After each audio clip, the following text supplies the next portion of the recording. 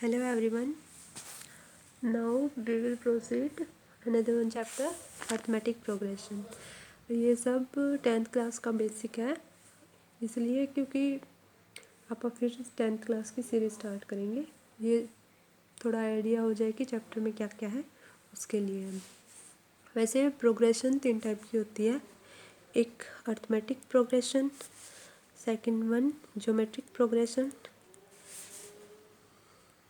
Geometric progression, and third one harmonic progression.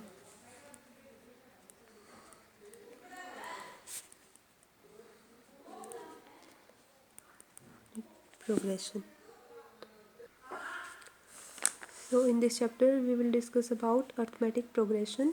Geometric progression में जो भी एपी के लिए जो समझाया जाएगा वो रेसिप्रोकल होगा. Reciprocal of AP become harmonic progression HP. और ज्योमेट्रिक प्रोग्रेशन के लिए अलग से फॉर्मूला होगा. एपी में कॉमन डिफरेंस होता है, ज्योमेट्रिक प्रोग्रेशन जेपी में होता है कॉमन रेशियो दो टर्म्स का. अब हम स्टार्ट करते हैं बेसिक फॉर्मूला से. कैसे कि पहले डेफिनेशन, ये एग्ज़ाम पॉइंट व्यू से क्वेश्चन 2 मार्क्स में शॉर्ट में आ सकती है कि एपी किसे कहते हैं. What is the definition of arithmetic progression. Arithmetic progression it is a list of numbers in which each term is obtained by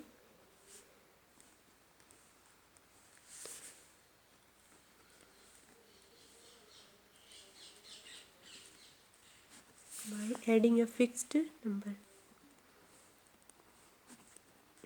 A fixed number, here we known as it SD, to the preceding term.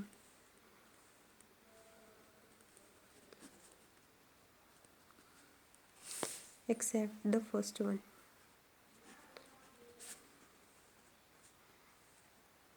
First term या first one term. अब इसको simple में समझते हैं. कैसे कि हमारे पास कोई एक ए टर्म है, जो सेकंड टर्म होगी वो ए प्लस डी टाइप होगी.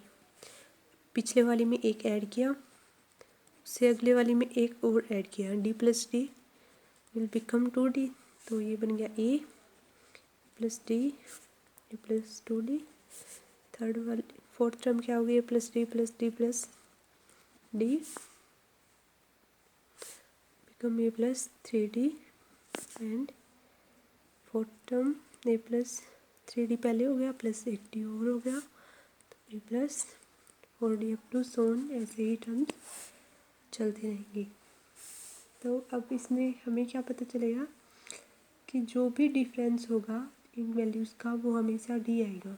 कैसे, अगर सेकंड टर्म में से फर्स्ट पॉइंट से, इसकी एक अलग से नेमिंग होती है. A1 इक्वल टू ए और A2 equal to A plus d second term होगी. इसको बोलेंगे A1 फर्स्ट टर्म, इसको बोलेंगे A2, इसको बोलेंगे A3, इसको बोलेंगे A4. तो अगर मैं ऐसे ही सीरीज में चलती रहूँ तो मेरे पास, अगर मैं nth टर्म निकालना चाहूँ तो an will become a plus n minus 1 into D. अगर a1 है तो it become a plus 1 minus 1 D, यानी a1 इक्वल टू a. सही आ गया हमारे पास. अब अगर a2 निकालनी है तो a plus 2 minus 1 into d, it will become a plus 2 minus 1 d equal to a plus d. मेरे पास वैसे भी पहले a2 a plus D I थी, ऐसे ही a प्लस 3d, a3 आएगा a प्लस 2d, a4 आएगा a प्लस 3d, a5 आएगा a प्लस 4d. तो ये nth टर्म निकालने की इक्वेशन हमारे पास आ गई कि an equal to A plus N minus one into D. अब sum of N terms of an A P, sum of N, sum of first N terms of A P arithmetic progression क्या होगी, S equal to N by two into two A plus N minus one into D. Derivation कैसे हुआ वो मैं जब 10th class की series start करेंगे उसमें डेरिवेशन इसका अच्छे से करेंगे। यहाँ पे सिर्फ एक बार फॉर्मूले रिवीजन के लिए, ताकि जब आप पेपर के लिए प्रैक्टिस करो तो एक बार अगर ये वीडियो देख लो तो वो आपके लिए बेनिफिशियल हो। अब ये सम ऑफ फर्स्ट एन टर्म्स का फॉर्मूला हो गया, ऐसे डी नोट्स हियर सम। सब कुछ गिवन होगा या फिर सम गिवन होगा, एन निकालना होगा, ए गिवन होगा, एस और अगर ए गिवन है तो और डी गिवन है तो एन निकाल लेंगे यहाँ से। और अगर कोई भी एक टर्म मिस है तो 3 टर्म गिवन होंगी तो कोई एक टर्म निकल जाएगी, और अगर कोई 2 टर्म गिवन है तो कोई रिलेशन बता रखा होगा क्वेश्चन में पक्का।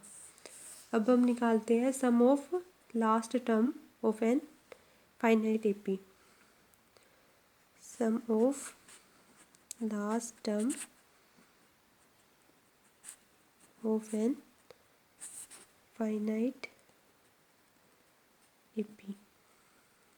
उसका फॉर्मूला क्या होगा, S equal to N by two A plus L. Finite term है तो इसका मतलब लास्ट टर्म में हमें पता है, last term means here last term is l. तो सम हो गया n by two A plus L.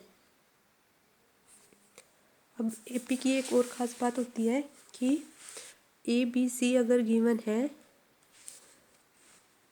Are in A P, it means अगर बी निकालना हो तो ए प्लस सी बाई टू। इसको थोड़ा अलग से समझते हैं। अपने पास टर्म थी ए प्लस डी और ए प्लस टू डी। तो अगर हम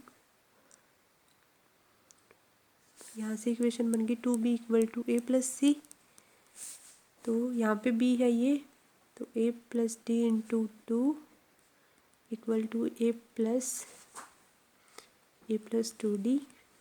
it means two A plus two D equal to ये वाली इक्वेशन सोल्व कर दी। अब यहाँ से two A plus two D, it means ये वेरीफाई हो गया, हमने जनरल लेके प्रूव कर दिया कि ये होता है अगर terms a b c A P में होंगी तो। अब हम करते हैं होमवर्क क्वेश्चन जो मैंने पोलिनोमियल में बताया था।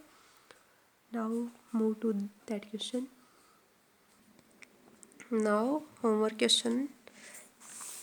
क्वेश्चन में गिवन है x raise to power 6 plus x raise to power 30 minus 2 x raise to power 30 plus 7 minus 6 x raise to power 30 minus x raise to power 6 plus 8x। Question visible है अच्छे से। तो x raise to power 6 minus x raise to power 6, ये वाली term और ये वाली term cancel out होगी। एक्स रेज टू पावर 30 यहाँ पे है माइनस ऑफ 2 मीन्स यहाँ पे बच गया -1, और यहाँ पे है -6 बन गया -7 x raise to power 30। X raise to power 30 की तीन टर्म थी, तीनों की तीनों आ गई इक्वेशन में, +7 और प्लस 8x। ये वाली टर्म होगी कैंसिल, तो ये 3 टर्म बन गई, 3 टर्म बन गई, तो it means it become an trinomial. और वैसे अगर आप देख रहे थे तो 1 2 3 4 5 6 7 तो ये पोलिनोमियल में चला जाता, बट ऐसा कुछ नहीं है। पहले आपको सोल्व करना है, फिर आपको बताएंगे कि वो कौन सा पोलिनोमियल है, मोनोमियल है, बायनोमियल है, ट्राइनोमियल है या अपर हायर डिग्री का है, वो बताएंगे। If you like the content please share and subscribe my channel, share the video. We will start a series for 10th class which is very beneficial to all of you. Thank you.